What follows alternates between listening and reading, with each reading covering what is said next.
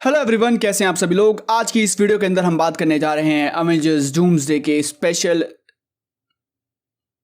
क्या था यार, ये स्पेशल लुक के बारे में। इस ट्रेलर की शुरुआत होती है और हमें डॉक्टर डूम दिखाए जाते हैं सिटिंग ऑन हिज थ्रोन। अब जितना मुझे अंदाजा लग पा रहा है, या तो ये थ्रोन लेथवेरिया का है जहां का राजा है डॉक्टर डूम, या फिर ये थ्रोन हो सकता है बैटल वर्ल्ड का जो कि डॉक्टर डूम क्रिएट करने वाला है। इसके जस्ट बाद हमें सू स्ट्रॉम दिखाई जाती है जो कि कहती है कि विक्टर वॉन डूम पहले एक बहुत ही अच्छा नेक दिल व्यक्ति था। विक्टर वॉन डूम के पास जितनी भी चीजें थी वो सभी उससे छीन ली गई। वो ये कहती है कि उसे पता था कि Victor Von Doom is lost, but उसे ये नहीं पता था कि वो ब्रोकन भी है। जो काम अवेंजर्स इन्फिनिटी वॉर में गमोरा ने किया था, जहां पर वो थैनोस के बारे में बताती थी कि थैनोस की आइडियोलॉजीज क्या हैं, वो कैसा व्यक्ति है, वही सेम काम यहाँ पर सू स्ट्रॉम कर रही है विक्टर वॉन डूम के लिए। और हाँ, उसने ये भी कहा है कि Victor Von Doom is the smartest guy in the room. Oh my God, this is the line जिसके बहुत सारे अलग अलग मतलब निकल सकते हैं। And I am telling you, secret wars के अंदर इस चीज का एक बहुत ही अलग मतलब निकल सकता है। इस चीज के बारे में मैं आपको अगली वीडियो में बताऊंगा, अभी इसको ज्यादा टच नहीं करते हैं। अब इसके बाद एक बहुत ही तबाह हुई बर्बाद सी जगह पर हम लोग आते हैं जो कि लाइकली न्यूयॉर्क है। वहां पर रीड रिचर्ड्स डॉक्टर डूम का कॉलर पकड़ के उससे कह रहा है,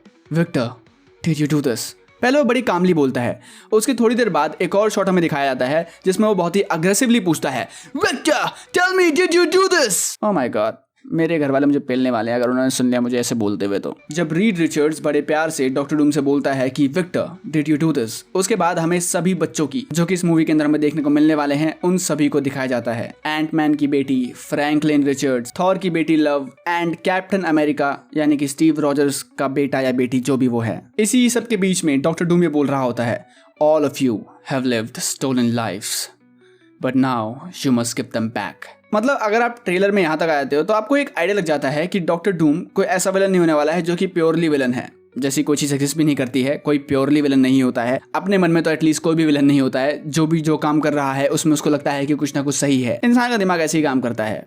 I mean doctor doom is an alien अगर लॉजिकली देखा जाए तो, बट ठीक है, एलियन का दिमाग में ऐसे ही काम करता है। इसके बाद रीड रिचर्ड्स इस बार गुस्से में पूछता है जो मैंने आपको बताया था, और उसके बाद एंट्री होती है थॉर की, और थॉर इसके बाद बोलता है, I swear you will beg for hell long before I grant it. जिसके बाद हमें वो आइकॉनिक सीन देखने को मिलता है।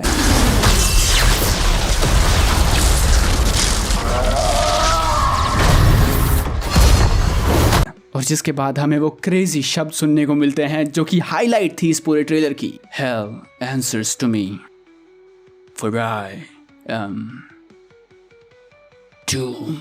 उसके बाद डॉक्टर डूम सेंटिनल्स को जिंदा कर देता है, जिसके बारे में अगर किसी को नहीं पता है तो बेसिकली ये जायंट एआई बेस्ड रोबोट्स होते हैं जिनको बनाया गया था एक्समैन को हराने के लिए। तो हो सकता है ये वाला सीन एक्समैन के यूनिवर्स का है। अब इसके बाद ट्रेलर खत्म हो जाता है, लेकिन अब बात करते हैं इस ट्रेलर से जुड़ी हुई छोटी मोटी लेकिन काम की बातों के बारे में। फर्स्ट ऑफ ऑल, इसमें डॉक्टर डूम एक इमेज की तरफ देखता है, एक पोस्टर की तरफ देखता है जिसके अंदर एक औरत होती है और एक बच्चा होता है। मोस्ट प्रोबेबल चांसेस जो हैं वो ये हैं कि वो बच्चा जो था वो डॉक्टर डूम है और वो औरत उसकी माँ है, या फिर अगर ये लोग कुछ अलग करना चाहते हैं तो ये लोग ये भी कर सकते हैं कि वो बच्चा डॉक्टर डूम का बच्चा था और वो औरत डॉक्टर डूम की बीवी। खैर, मुझे इसकी प्रोबेबिलिटी बहुत ही कम लगती है। मुझे लगता है कि वो उसकी माँ थी और वो बच्चा डॉक्टर डूम था। इसके बाद एक और चीज है जो कि हमें समझ आती है, और वो ये है कि डॉक्टर डूम का रीड रिचर्ड से एक बहुत ही पुराना रिश्ता है। वो एक दूसरे को जानते हैं और शायद एक टाइम पर वो अच्छे दोस्त भी थे। अब हाँ, वो एक टाइम पर एक दूसरे के बहुत अच्छे दोस्त थे। कॉमिक बुक्स के अंदर उनकी लड़ाई कैसे हुई, उनके बीच का कॉम्प्लेक्स रिलेशन कैसा है, इसके बारे में मैं अगली वीडियो में बात करूंगा। लेकिन अगर मैं आपको इसके बारे में थोड़ा सा ब्रीफली बताऊं तो डॉक्टर डूम रीड रिचर्ड से बहुत ज्यादा जेलसी फील करता है। लेकिन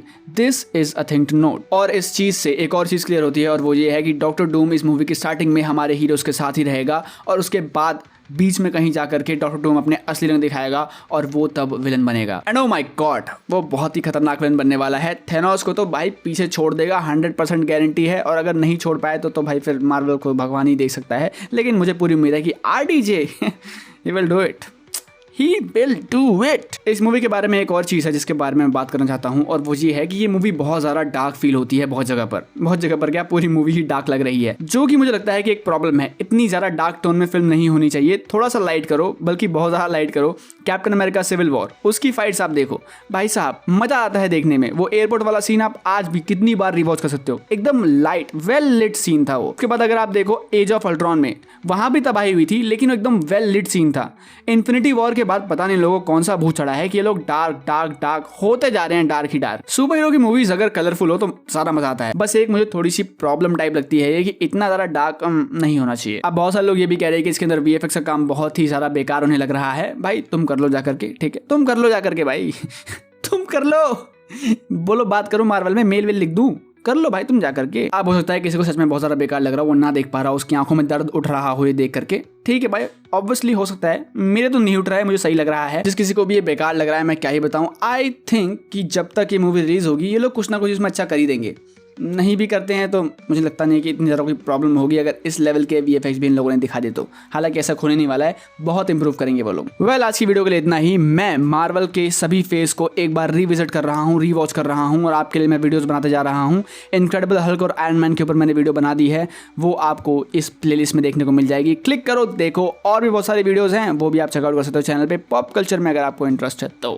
मैं मिलता हूँ आपसे नेक्स्ट वीडियो में। Till then keep watching whatever you love to watch, whatever you like to do, keep doing it, keep struggling, keep doing the hard work, man, keep doing it because money follows, my brother, money follows.